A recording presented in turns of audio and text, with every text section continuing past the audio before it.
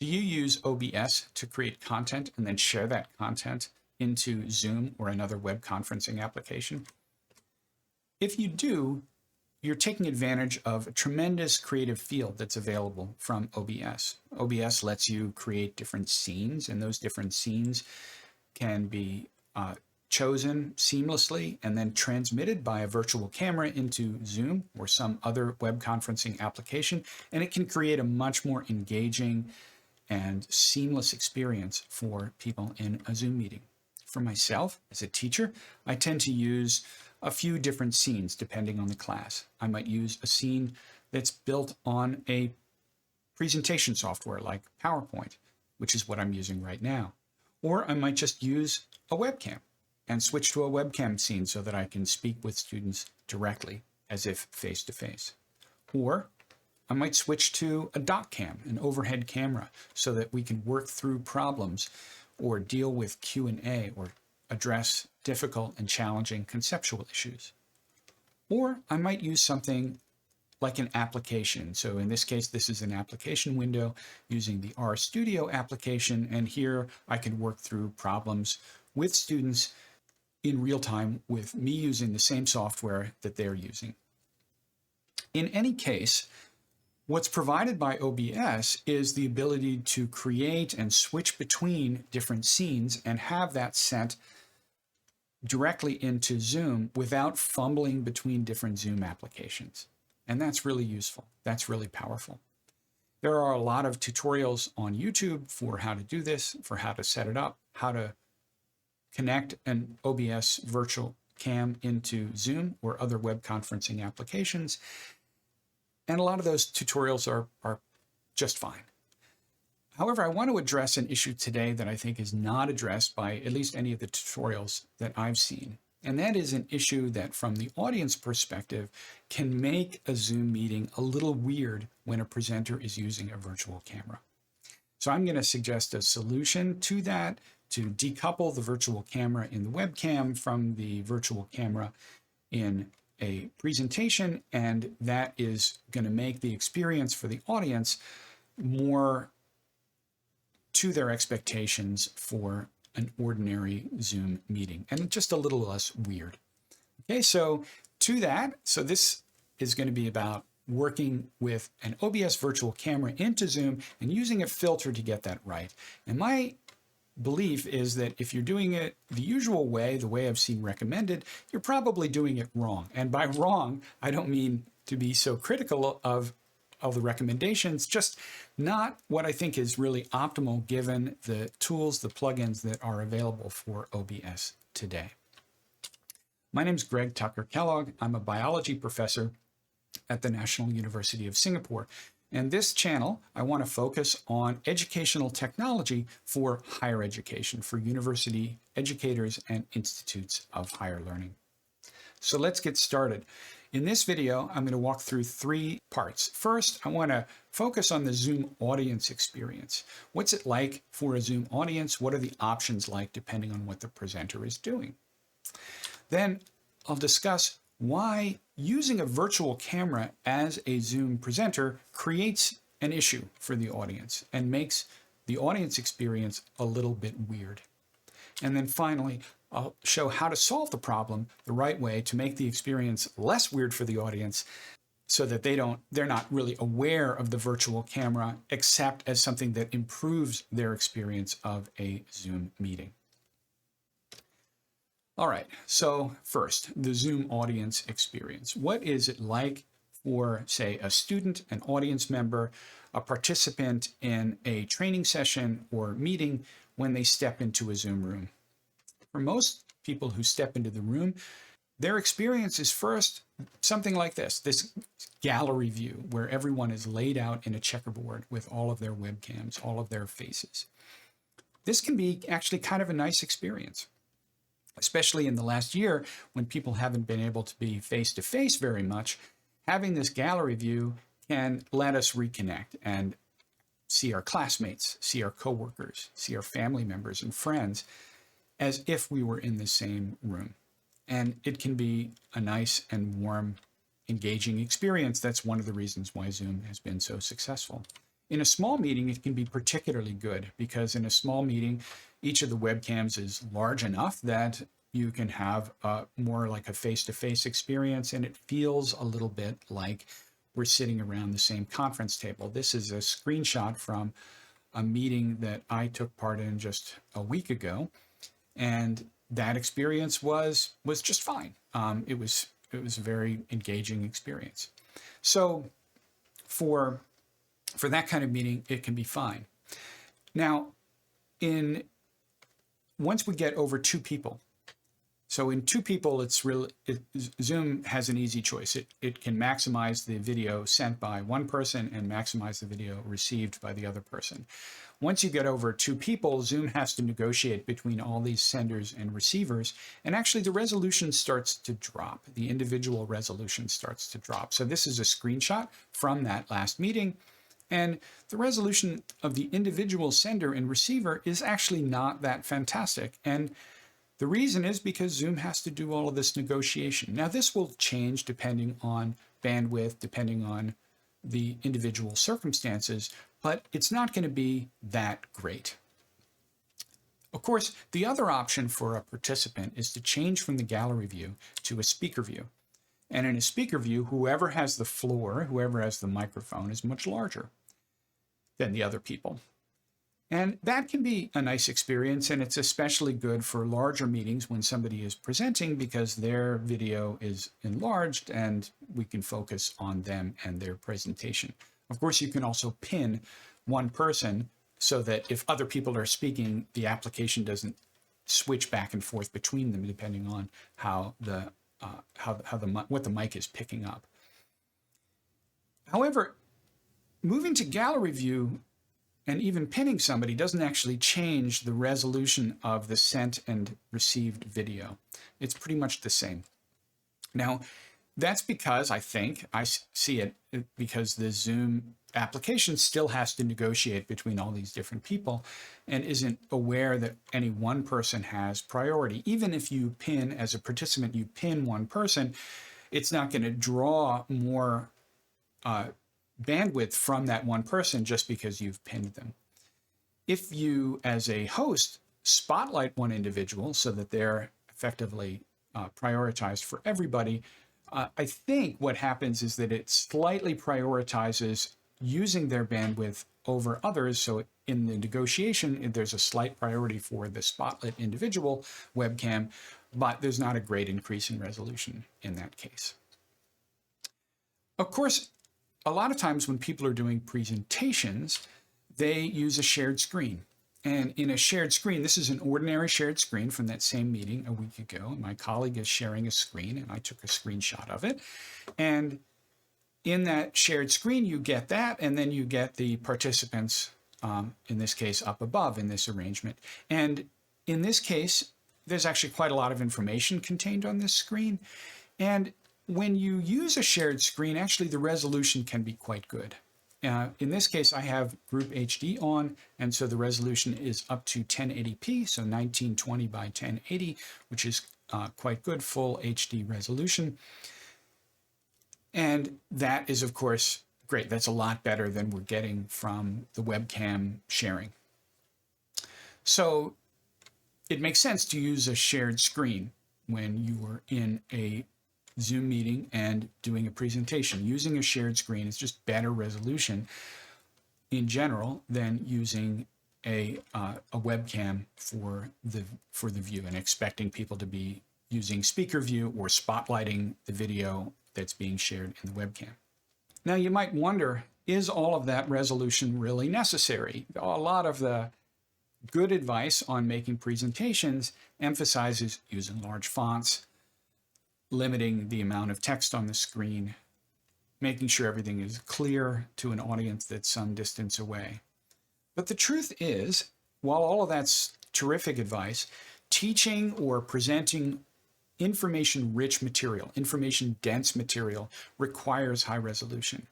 That slide on the previous screen share is information-dense, and that's just the nature of the information. And while all of the advice about using large fonts, limiting text, and so on is great advice, in information rich, information-dense environments, we need high resolution in order to transmit it. So I think that that is still the case. So if we're going to use a shared screen in Zoom, we can keep these ideas in mind. First, a shared screen in Zoom can, in principle, reach a resolution of 1080p. You have to have the group HD setting on, which is only available if you have a license, but in principle, you can reach that. Now, it's negotiated. When Zoom is presenting a shared screen, I've seen some YouTube videos that say that a shared screen is shared at native resolution. And that's not actually the case necessarily. What it is the shared screen balances resolution with the frame rate. So if it's a static shared screen, you may have noticed that the shared screen in the previous one was 2 frames per second. So it was a static screen and shared at HD resolution at 1080p, but only 2 frames per second.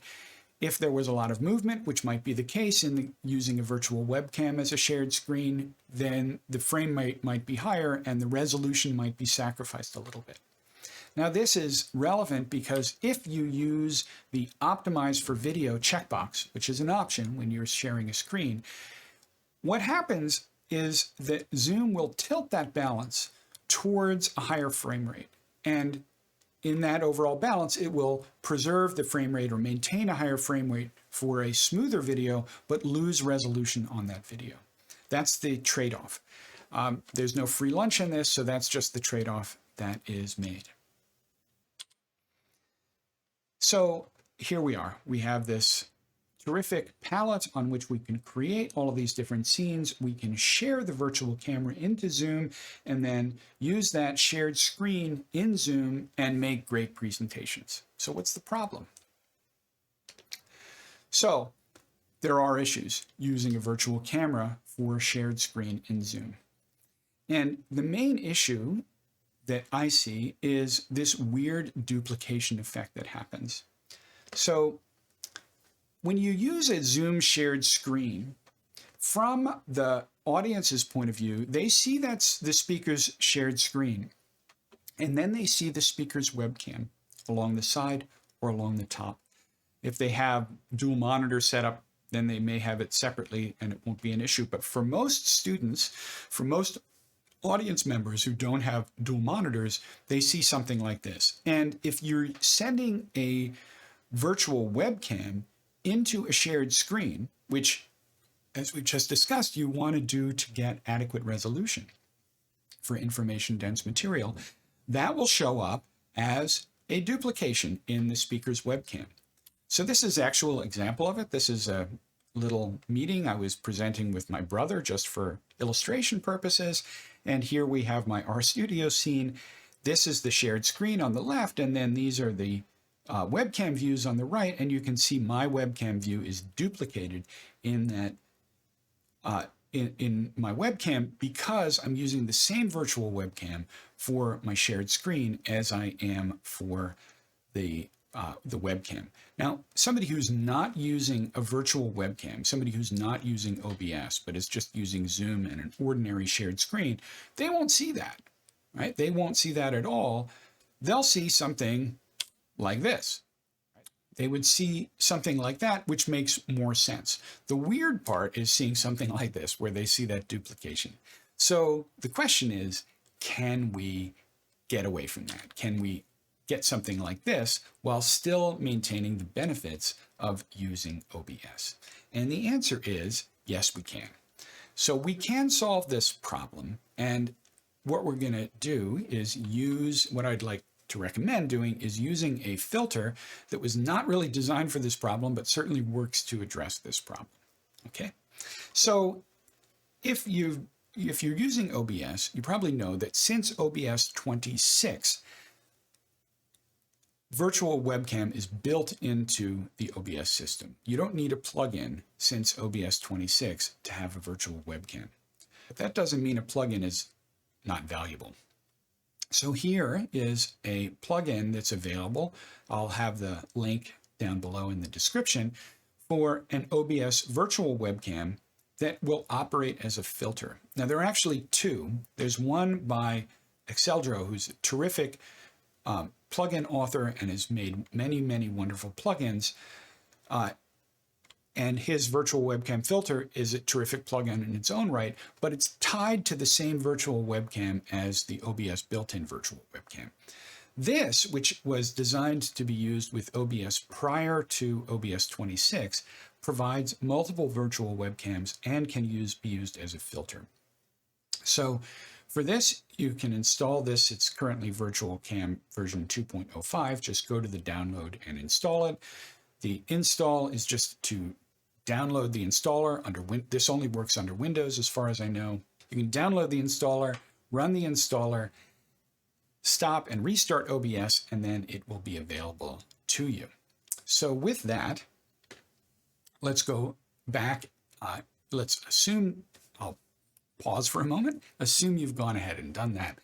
And then if you can pause this video, and then we'll get into the next step, which is how to solve the problem and actually use that virtual filter. Okay, now assuming that you have set up and you've installed this plugin, let's get started. Here I have OBS running side by side with Zoom. So in this case, I can check my Zoom settings here. And in my Zoom settings, I might normally have my OBS virtual camera set as the camera available to Zoom. So if I'm projecting from OBS, that will become available. And there it is. So here's my OBS virtual camera now seen inside Zoom. And if I change my OBS scene, the virtual camera that Zoom observes will change with it. Let's stop that virtual camera because that's not actually what we want. Instead, what we want is to go to, say, our camera here and attach a filter to that. So here's our camera, and we're going to attach an effect filter to it. And that effect filter is going to be the VirtualCam, no space, filter. These are the two different virtual camera filter options. This one here is the one that is tied to the OBS virtual camera, but this other one, VirtualCam, will provide a variety of different target cameras.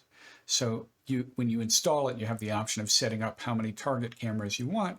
And in this case, I'm just going to say OBS camera here, and I will start it. And notice now I'm starting that, but that's not going to change anything about the OBS camera, which is set here to the standard output of OBS. But if I change that camera input to OBS camera, now I see the virtual camera that is provided by this filter in the Zoom input. And the nice thing about this is now if I change my OBS scene, that OBS scene, which is attached to the OBS virtual camera over here, will still appear, my scene, my constant scene that is attached to the filter will appear as the input for the OBS virtual camera.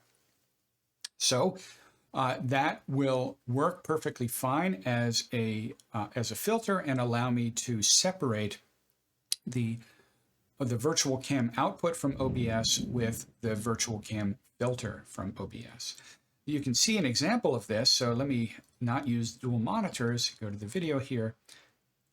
And now I'll start a new meeting in Zoom.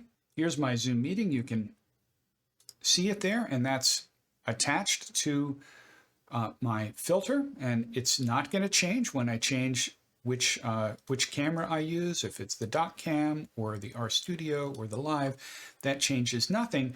But if I start my virtual camera here and then share my screen and select under advanced content from a second camera and switch my camera into the OBS virtual camera. Okay, so that will now change.